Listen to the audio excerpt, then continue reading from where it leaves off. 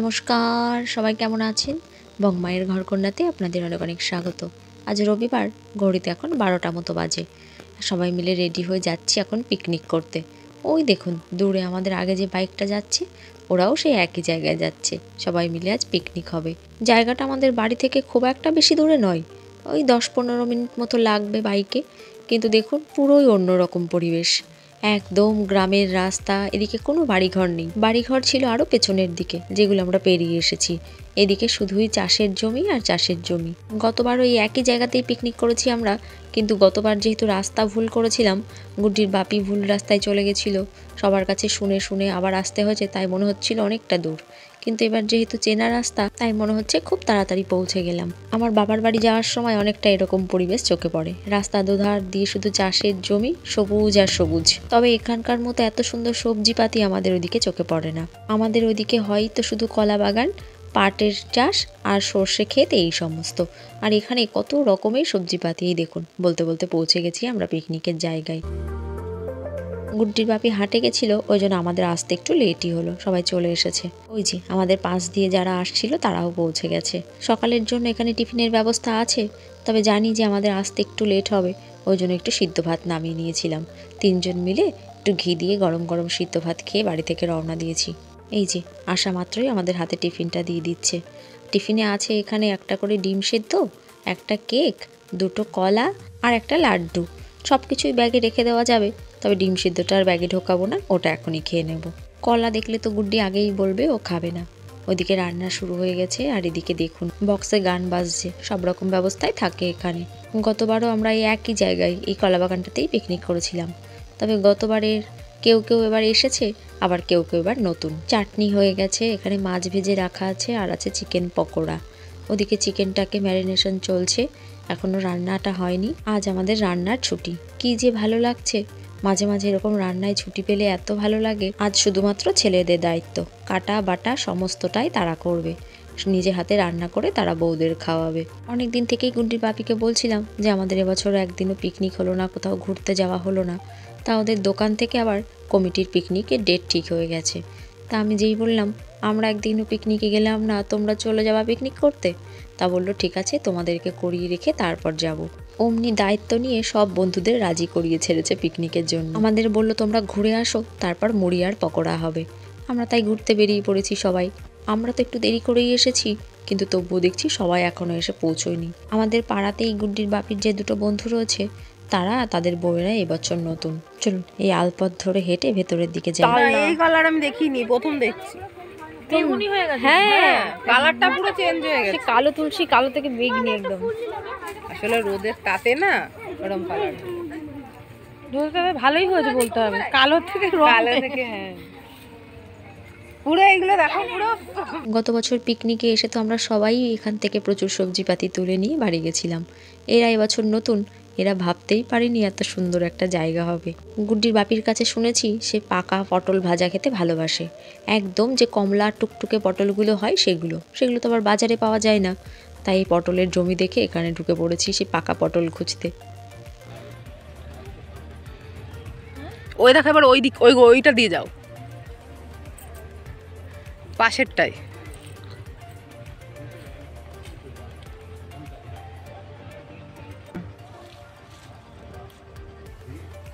আর তো চোখে পড়ছে না। যা আছে নিয়ে চলে আসো ঝেড়ে ঝুড়ে। সবই দেখছি পাখিতে খেয়ে ফেলেছে, তবে পেয়েছি 2-3টে। শোনা রজনীগন্ধা, তোল তোল তোল তো।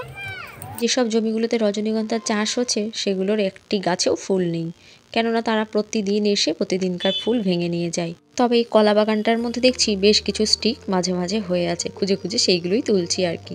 যেগুলোতে দেখুন কত সুন্দর ফুল হয়ে আছে থোকা থোকা। আমার বাড়ির যে 2টি গাছের কথা আপনাদের বলি, সেই গাছগুলোতেই পিকনিকে এসেই গতবার নিয়ে গেছিলাম, কিন্তু তাতে তো আর ফুল হলো না। ঘুরে এসে এবার মুড়ি মাখাতে বসেছি। মুড়ি পকোড়া সবাই খাওয়া হবে এখন। এখন তো শুধুমাত্র দেখতে গেছিলাম যে কোথায় কি আছে, এরপর খাওয়া দাওয়া করে যাব সবাই মিলে এবার সবজি তুলতে। ঘড়িতে বোধহয় এখন প্রায় 1টা মতো বাজে। এখন বসে চানাচুর মুড়ি মাখাচ্ছি। এর নামই তো পিকনিক। খাওয়া দাওয়া সব কিছুরই টাইম এলোমেলো। আনন্দ ফুর্তি করতে করতে খাওয়ার টাইম সব এলোমেলো হয়ে যায়। গত বছর মেনু আরও প্রচুর ছিল, কিন্তু এবছরও কম কিছু নেই। এবার একটু কম বাজেটের মধ্যে এই পিকনিকটা হচ্ছে। প্লাস্টিকে ভরে ভরে মুড়ি ভাগ করে দিয়ে দিচ্ছি সবাইকে।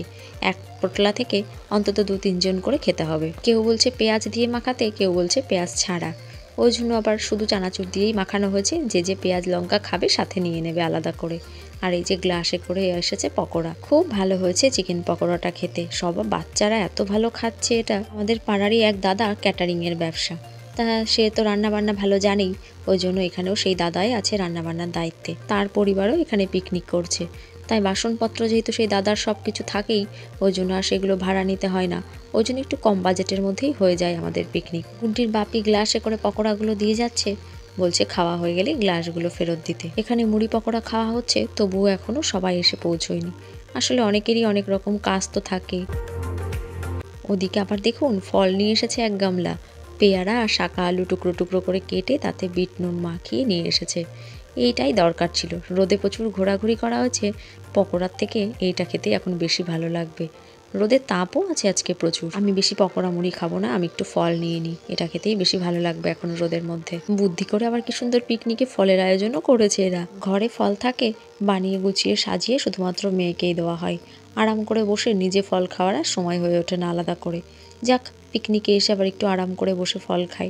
এই যে আমাদের পিকনিকের সব থেকে ছোট্ট সদস্য চলে এসেছে এইমাত্র। ওর মা গত বছর যখন পিকনিকে আসে তখন প্রেগনেন্ট ছিল। তাই ওর মাকে বলছি যে তোমার সাথে ও গত বছরে এসেছিল আমাদের পিকনিকে। ওর মা বলছে কি হ্যাঁ, ওর জায়গাটা ওই জন্যই চেনা। আর ওদিকে দেখুন খেলার ব্যাট বলও চলে এসেছে। শুধুমাত্র চুরি যে মেয়েরাই করে তা কিন্তু নয়। দেখুন ছেলেরা মিলে কোন ফাঁকে গিয়ে বেগুন তুলে নিয়ে এসেছে, সেটাকে এখন পোড়ানোর ব্যবস্থা করছে। ওই যে গ্যাসের উপর জালি পাতা, এখন তেল মাখাচ্ছে, তেল মাখিয়ে বেগুনগুলোকে পোড়াবে। যাক, চুরি করা জিনিসে পিকনিকের আর একটা আইটেম বেড়ে গেল। চলুন, সবাই এসে গেছে, এবার সবাই মিলে আর এক ফাঁক বেরিয়ে পড়ি। গত বছর এদের মতো আমিও নতুন ছিলাম, জানতাম না এখানে এত সবজি পাওয়া যায়। বাড়ি যাওয়ার সময় ভীষণ পস্তাচ্ছিলাম একটা ব্যাগ না নিয়ে এসে। তাই এবার আমি একটা ব্যাগ নিয়েই এসেছি বাড়ি থেকে। আর এরা সবাই এখান থেকে একটা করে প্লাস্টিক গুছিয়ে নিয়েছে। এখান দিয়ে জমিতে জল যাচ্ছে, কি সুন্দর লাগছে দেখুন। এগুলো সে আমাদের ওখানেই বহু বছর আগে দেখেছি। এখন আর মাঠে যাওয়াও হয় না বাড়িতে গেলে, আবার এখানে এসে সেইগুলো চোখে পড়ছে আর গুড্ডিকে তাই দেখাচ্ছি। ওইদিকে স্যালো মেশিন চলছে, সেখান থেকে সব জমিতে জল যাচ্ছে। ওইদিকেও ফুলের জমিটা দেখতে পেয়েছে। আমিও গতবার ওখান থেকে এসে বেশ কিছু ফুল নিয়ে গেছিলাম। এই যে এখানে জল উঠছে, এখান থেকে চারপাশেই নালি করা আছে, চারপাশের জমিতেই জল চলে যাচ্ছে এখান থেকে। এখনকার বাচ্চারা তো সেরকম মাটিও পায় না, আর কোনো গাছপালাও চোখে দেখতে পায় না। কোনটা কি গাছ কিছুই নামও জানে না, কোন গাছ কেমন দেখতে হয়, কোন গাছে কেমন ফল হয়ে থাকে সেটাও জানতে পারে না। এটা এমনই একটা জায়গা, এখানে আসলে প্রচুর রকম গাছ দেখা যায়, আর সেসব গাছে ফল ফুলও দেখা যায়। এই দেখুন একটা কুল গাছ, গাছ ভর্তি কুল হয়ে আছে। আমাদের দিকে তো কুল গাছ দেখাই যায় না, গুড্ডি কোনো দিন দেখেনি। এখানে এসে কুল গাছ দেখলো, কুল পড়ে থাকতে দেখলো, তবে এখনও কাঁচা, নেওয়ার মতো হয়নি। এই যে এটা তো আমার খুবই একটা প্রিয় জায়গা। এইরকম ফুল বাগান দেখলে আমি তো নিজেকে সামলাতেই পারি না, মনে হয় কতক্ষণে টপাটপ সব ফুলগুলো তুলবো। কিন্তু না, এখান থেকে একটা ফুলও তুলবো না, কেননা তারা কষ্ট করে লাগিয়েছে। আগের বার এসে নিয়েছিলাম কিছু ফুল, তবে জমির মালিক ছিল, তারাই তুলে তুলে দিয়েছিল। এদিকে বেশিরভাগ জমিতেই দেখছি লোকজন রয়েছে, তারা কাজকর্ম করছে জমির কাজ। এই যে বেগুন গাছ, কি সুন্দর বেগুন ধরে আছে, দাঁড়ান দুটো বেগুন নিই। আমাদের দেখছে তুলতে, কিন্তু তারা কিছু বলে না, বরং আরও হাতে হাতে তুলেও দেয়। আগের বার মনে আছে এসে লঙ্কা নিয়ে গেছিলাম কিছু। জমিতে যিনি ছিলেন তিনি আরও দেখিয়ে দেখিয়ে দিচ্ছিলেন, ওই যে ওইগুলো নিন, ওখানে আছে ওগুলো নিন। কিন্তু লঙ্কার বেশি নিয়ে কি করব, তাই আর নিয়ে নিই। বেগুনও মাত্রই দুটোই নিলাম। আসলে চোখের সামনে দেখছি গাছে ফল ধরে আছে, নিজেকে সামলানো খুব মুশকিল। এই যে দেখুন পাশেই আবার শিমের জমি, গাছ ভর্তি শিম ধরে আছে। কি করে দেখে এখান থেকে সরে যায়। তবে বেশি নেব না, 2-4টে নিই। আমাকে না দিলেও যদি ওনারা ওনাদের বিক্রির জন্য আমাকে তুলে দিতে বলে, আমি মনে হয় এখানে বসে তাও তুলে দেবো। এই যে ফিরে এসেছি এখানে, রান্না কত দূর হলো, খাওয়া দাওয়া শুরু হলো কিনা দেখার জন্য। ওই দেখুন উনি আবার দুটো লাউ নিয়ে এসেছে কোত্থেকে, আমরা তো কোথাও লাউয়ের জমিটা দেখতে পেলাম না। এখানে সবাই বাচ্চাদের জন্য চকলেট নিয়ে এসেছে। গুড্ডির বাপিও নিয়ে এসেছে সমস্ত বাচ্চাদের জন্য চকলেট। গুড্ডি এখানে এসে সেই যে আমার হাতটা ছেড়েছে, আমি আরও টিকিটাও দেখতে পাচ্ছি না, এত বন্ধু পেয়েছে। ওই দেখুন যেই বলেছি উনি লাউ নিয়ে এসেছে, চলো দেখে আসি লাউ কোথা থেকে আনলো, সব উঠে পড়েছে লাউ আনতে যাওয়ার জন্য। লাউ খুঁজতে এসেছি, লাউয়ের জমি তো কোথাও চোখে পড়লো না, এই কুল গাছটি চোখে পড়লো, একদম মাটির সাথে মিশে আছে কুল গাছটা। বাজারে বিক্রি হয় বড় বড় নারকেল কুল, আপেল কুল, যেগুলো আমার খেতে একদম ভালো লাগে না। আমি অপেক্ষা করে থাকি এই দেশি কুল, গোল কুলগুলোর জন্য, কিন্তু বাজারে নাকি এই দেশি কুল খুব একটা পাওয়া যায় না, তাই আমার আর খাওয়াও হয় না। কি যে ভালো লাগে এই কুল মাখা খেতে, এই কুলের আচারও হয় কি ভালো, কিন্তু কুলগুলো এখনও খুব একটা পুষ্ট হয়নি, নইলে তো সবই এখান থেকে পেরে নিয়ে যেতে পারতাম। এই পিকনিকটা যদি আর কিছুদিন পরে হতো, কিংবা সরস্বতী পুজোর সময় যদি একবার এদিকটায় আসা যায়, প্রচুর কুল নিয়ে যাওয়া যাবে এখান থেকে। আমার মাকে দেখেছি এই কুল দিয়ে তেল আচার করে রাখতে, মিষ্টি আচার করে রাখতে সারা বছরের জন্য। আমরা কত খেয়েছি এগুলো, কিন্তু এখন তো এই কুল আর পাওয়াই যায় না। দূরে ওই যে দাদাটাকে দেখছেন, উনি আমাদের সাথে পিকনিক করছে।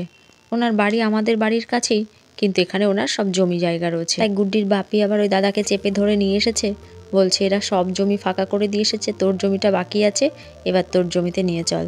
তাই দাদাটা এবার তার জমিতে নিয়ে যাচ্ছে আমাদেরকে। মাঠে তো এই শীতকালের দিনেই ঘুরতে ভালো লাগে, যেমন হালকা হালকা রোদ থাকে, আবার মাঠও থাকে ঝরঝরে। বর্ষার দিনে, গরমের দিনে তো মাঠে কাদা থাকে, আর এই আলপথ ধরে হাঁটতে এত ভালো লাগে। এই যে এটি হলো আলুর জমি।